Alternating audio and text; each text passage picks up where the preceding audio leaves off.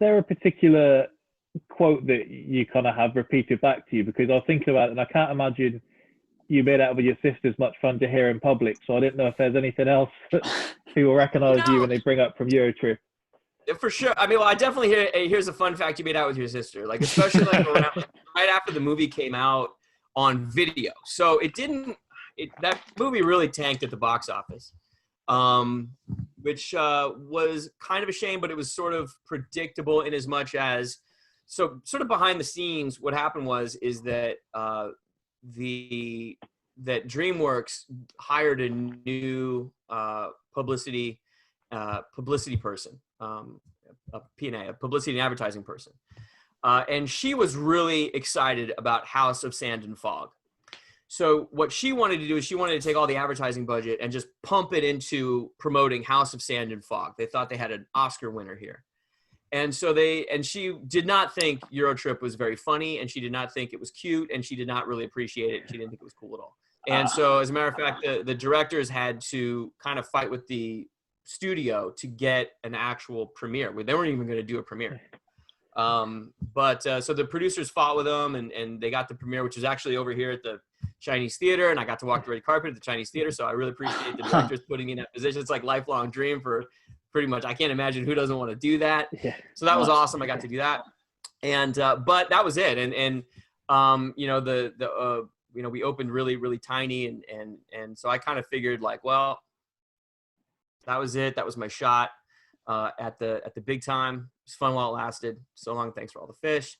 But what happened is it came out on video, and I think it was it was obviously before streaming and everything. So what you had these college kids would go off to college with a copy of EuroTrip in their backpack, and then they would be hanging out at the dorm, and people would be like, "Oh, you haven't seen that? Let's throw it on." And it's one of those movies you can kind of watch over and over again, and it doesn't really it doesn't get it's not grating, it's not horrible. You can have it on in the background. You can pay attention when a funny part happens that you enjoy, and I think that happened over the course of a school year. So, about a year after the movie came out and all that, and everyone had got a chance to see it on video, every time I went out in public, someone would yell out, "Here's a fun fact you made out with your sister," and point at me. And all of their friends around them would be like laughing, like, "Oh my God, it's him!" But then people would like come over for pictures and stuff, and and just be like, "Hey, how you doing?" So the made out with your sister thing, like, it's a bit weird when people don't know the movie and they're looking at me like, "What? Why are they saying that about you?" But obviously for me, what that meant is like they watched the movie and they enjoyed it. Like very few people yelled it in kind of like a mean way to like try to mock me or make fun of me. They just were like, oh shit, it's that guy. You really love it. So yeah, I think the fan sort of the viewer interaction that sticks out to me the most.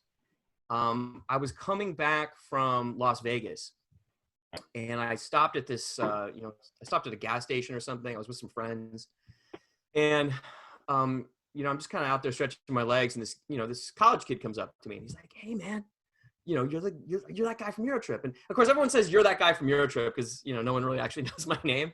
I'm not famous enough to like be like, "Oh my God, you're Travis Lester from it's you're that guy from EuroTrip." I have no idea who you are, but I love the movie. So he comes over and he's like, "Oh my God, you're the guy." And I said, "Yeah." And he says, "Man, dude, I just got back from Europe." And I'm like, "Hey, cool, man." He goes, "Dude, no.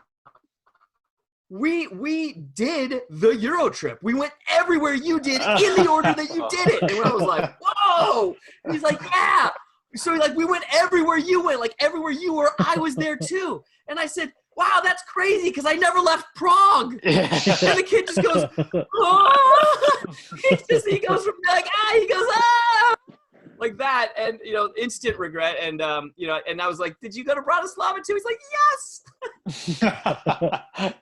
So kid went to Bratislava. He said he had a great time and everything. It was great. But so I always kind of, anytime I talk about it in public, I always kind of have to mention, we never left Prague.